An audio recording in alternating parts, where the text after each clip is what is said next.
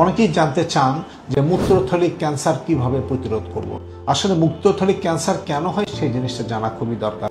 Maximum ক্ষেত্রে কারণ জানা যায় না, তবে কিছু ক্ষেত্রে আমরা মনে করি এই কারণগুলো থাকে। এর মধ্যে যেমন কারো যদি স্মোকিং অভ্যাস থাকে, মানে ধূমপান করেন, কারো যদি ফ্যামিলি হিস্ট্রি থাকে, এবং কেউ যদি সাধারণত কেমিক্যাল ইন্ডাস্ট্রিতে যারা কাজ করেন, কেমিক্যাল ইন্ডাস্ট্রি মানে কি, কেউ তো রঙের কারখানায় কাজ করেন, কেউ হয়তো টেক্সটাইল ওখানে কাজ করেন, কেউ রাবার ফ্যাক্টরিতে কাজ করেন, এই সমস্ত লোকজনের এই ক্যান্সার হওয়ার সম্ভাবনা বা প্রবণতাটা অনেক বেশি থাকে।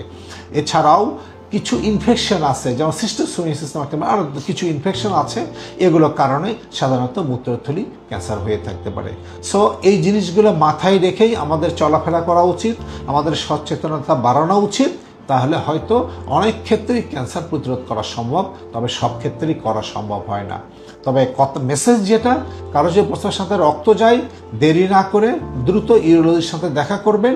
উনি আপনাকে যে পরামর্শ দেন, পরামর্শ শুনবেন, তার কথা মতো আপনি চিকিৎসা নেবেন, ভালো থাকবেন।